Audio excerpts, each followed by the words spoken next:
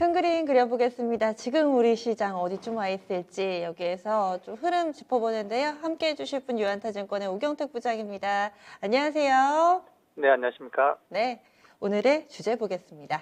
어떤 내용으로 이야기 나눌 거냐면요. 유가증권 시장이 사상 최고치를 나타내고 있습니다. 이 시점에서는 어떤 점들을 점검하고 또 전략을 세워봐야 될지 얘기 나누겠습니다.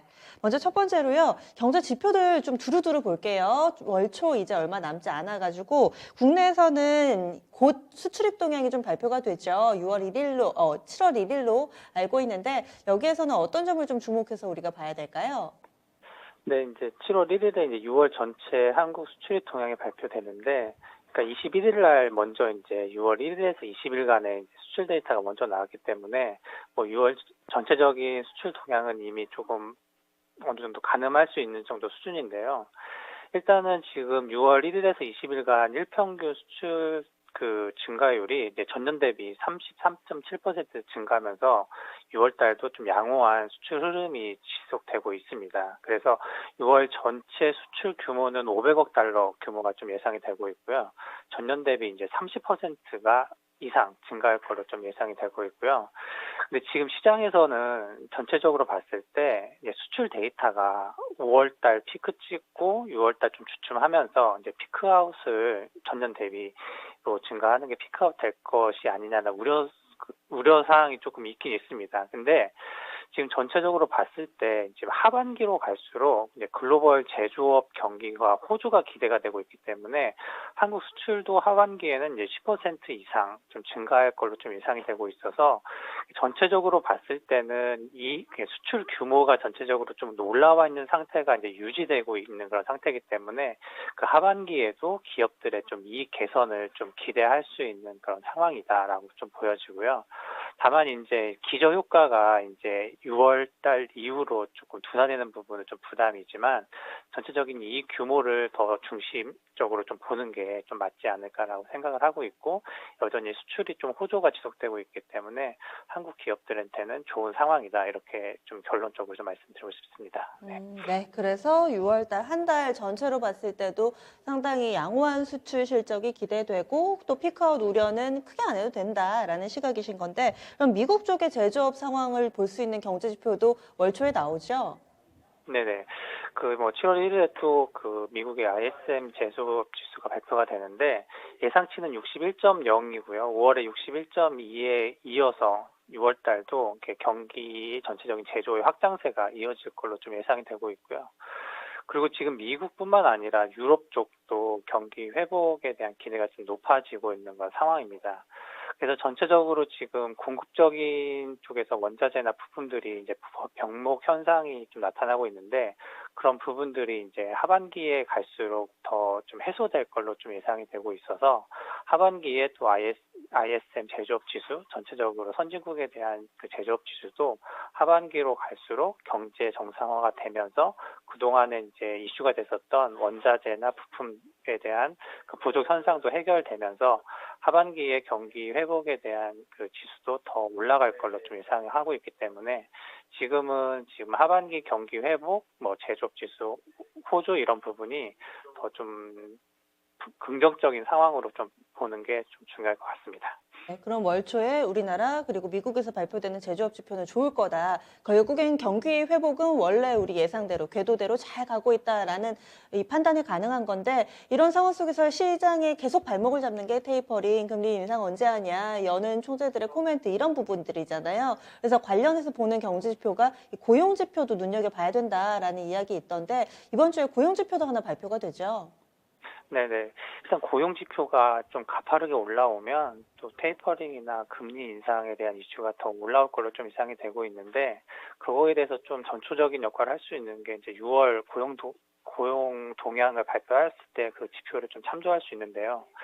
일단 지금 6월 달에 그 미국 비농업 부분 고용은 이제 전월 대비 69만 명이 좀 증가할 걸로 좀 예상이 되고 있어서 전월 달에 56만 명보다 더 한 13만 명 정도가 증가하는 숫자고요. 지금 시점에서 지금 고용이 좀 증가되는 업종을 보면 그 레저나 관광 서비스 쪽에 대한 고용이 가파르게 지금 올라오면서 경제 활동이 재개되면서 고용도 같이 올라오고 있는 그런 상황으로 좀 보여지고 있습니다. 그래서 지금 상황에서 지금 백신 접종 효과가 좀 나타나고 있고, 그다음에 정부에서는 또 정부 정책도 좀 이루어지고 있는 그런 상황이고, 서두에도 말씀드렸지만 유럽 지역에 있어서도 경제 활동 재개되는 부분이 전체적으로 고용에 있어서도 호의적인 그런 상황으로 좀 보여지고 있고요. 실업 수당 청구 건수도 이제 그 41만 건으로 이게 지난주에 발표를 했는데 2주 만에 이제 감소가 됐습니다. 중요한 게 지금 이제 고용 지표랑 실업률인데, 실업률은 이제 5.7%가 좀 예상이 되고 있어요. 근데 지금 연준에서 좀 예상하기로는 올해 연말로 기준으로 했을 때 그 올해 실업률이 미국 시장에 있어서 4.5%를 좀 예상을 하고 있고, 내년도는 3.8%, 2023년도는 3.5%입니다. 그래서 그 팬데믹 이전에 이제 그 실업률이 3.5%였는데 2023년도를 목표를 하고 있어요. 그래서 전체적으로 이제 금리 인상 시점을 2023년도로 좀 보고 있기 때문에 이제 금리 인상 시점은 이제 2023년도로 이렇게 보는 게 좀 좋을 것 같고, 다만 이제 6월 고용 지표가 좀 올라오고 뭐 3분기에도 만약에 좋게 된다고 했을 때 3분기 시점에서는 이제 테이퍼링의 논의가 좀 되면서 올해 연말이나 내년도에는 좀 테이퍼링이 좀 이루어질 걸로 좀 예상이 되고 있습니다. 그래서 지금 이제 시장의 시점을 가지고 봤을 때는 그 지금 2분기가 마무리되고 있는데 3분기까지는 좀 전체적인 수출이나 제조업이 좀 올라와서 3분기까지는 시장이 상승 흐름이 좀 이어질 걸로 좀 예상이 하고 있고요. 또 4분기에는 좀 전체적인 테이퍼링 좀 논의가 되고 있기 때문에 좀 주춤하지 않을까, 이렇게 그 시기적으로 봤을 때는 그렇게 보고 있습니다. 네, 어찌 보면 네. 이번 주에 바로 7월 달 넘어가면 3분기 들어가게 되는데 이때까지 7, 8, 9월은 괜찮고 이제 10, 11, 12 이때는 약간은 좀 보수적으로 시장 봐야 된다라고 크게 네네. 또 흐름을 읽어주셨는데요. 그러면 또 우리 증시 상승에 있어서 약간은 우려 요인이 테이퍼링과 함께 밸류에이션 논란이거든요. 많이 올라가면 뭐 불가피하게 늘 따라붙는 그런 내용이기는 합니다. 현재 퍼 기준으로는 뭐 12배, 유가증권시장 그 정도 되고 코스닥은 18배. 이것에 대해서 저도 질문을 많이 드렸는데 어떤 분들은 약간은 좀 보수적인 시각에서 지수는 묶어두고 종목 장세가 이어지지 않겠느냐라는 시각이 있고, 어떤 분들은 사상 최고의 밸류 대비로는 지금은 아직 여력이 좀 남아있다라는 시각도 있던데요. 부장님 시각은 어떠세요? 네, 일단은 지금 뭐 밸류에이션이 지금 현재 12배 정도 수준이기 때문에 뭐 지금 아주 저평가된 것도 아니고 아주 고평가된 것도 아닌 그런 상황입니다.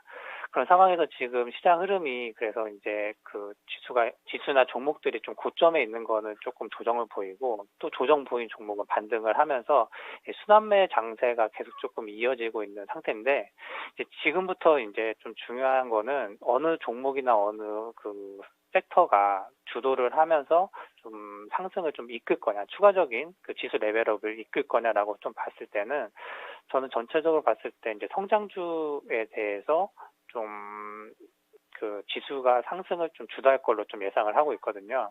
그 이유는 전체적으로 지금 한국 같은 경우에 이제 수출이 좀 호조가 되고 있고, 지금 한은 같은 경우는 지금 올해 연말에 금리 인상할 수도 있다라고 좀 얘기를 하다 보니까 전체적으로 이제 그 원화 강세가 흐름이 나타날 가능성이 좀 있어 보이거든요. 특히 이제 3분기에 좀 원화 강세가 나타날 가능성이 있기 때문에 좀 외국인의 좀 매수 유입 환경이 이제 3분기에 좀 우호적이지 않을까라고 생각을 하고 있고요.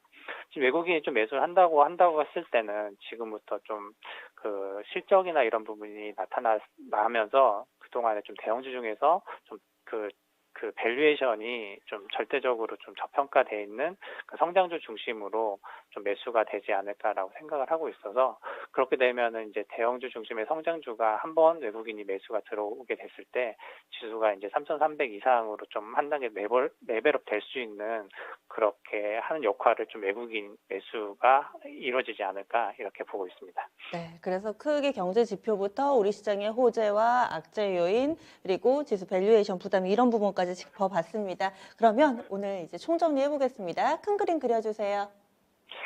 네, 지금 지수가 이제 신고가이기 때문에 추가적으로 좀 상승하는 부분이 조금 완화되고 있는 건 상태지만, 지금 시점에서도 저는 이제 추가 상승을 좀 방향을 잡아놓고 지금 투자하는 게 좀 맞다라고 좀 보여지고 있고요. 지금 어찌됐건은 지금 수익률을 좀 확보를 하기 위해서는 이제 수냉매의 장사이기 때문에 종목별로 매매를 좀 활발히 해야 좀 수익률을 갖고 갈 수 있는 그런 상황이지만 지금 시점부터 이제 3분기에 좀 상승 흐름이 추가적으로 이루어진다고 했을 때는 좀 성장주 중심으로 상승을 좀 주도하지 않을까라고 생각을 하고 있기 때문에 성장주 중심으로 좀 더 긴 그림을 가지고 좀 접근하는 게 좀 좋지 않을까 이렇게 판단을 하고 있습니다. 네. 추가 질문 몇 가지만 좀 드릴게요. 네네. 그렇다면은 유가증권 시장 기준으로 적정 밸류 가치를 산정했을 때 지수 상단은 어디 정도가 될 것인가? 지금 경기 회복, 뭐 수출도 좋아지고 있는 그림이니까 업사이드는 어느 정도 보시는지 조심스럽게 좀 질문을 드리고요. 네네. 그리고 또 대형 성장주 중심의 상승이 만들어질 수도 있다. 이렇게 얘기를 해주셨는데 그렇게 말씀을 해주시면 사실은 반도체 IT가 딱 떠오르기는 하거든요. 이쪽이 네네네. 맞는지도 좀 답변을 주시죠. 네네. 일단은 지금 아까도 말씀드렸지만 지금 PER 밸류가 12배 정도 수준이거든요. 근데 1월 달에 그 시점에서 15배까지 올랐기 때문에 1차적인 상승은 PER 15배 밸류인 한 지금부터 지수가 20-30%는 좀 오를 수 있지 않을까 이렇게 더 보고 있고요.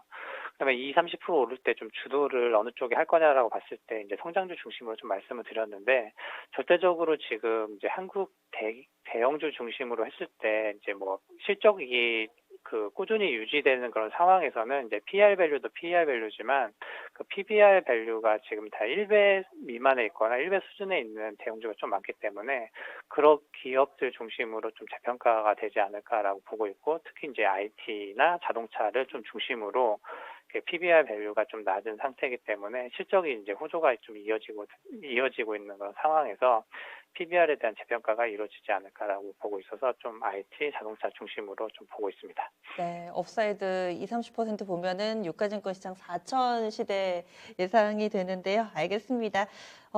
기대해 보겠습니다. 말씀 네, 고맙습니다. 네, 감사합니다.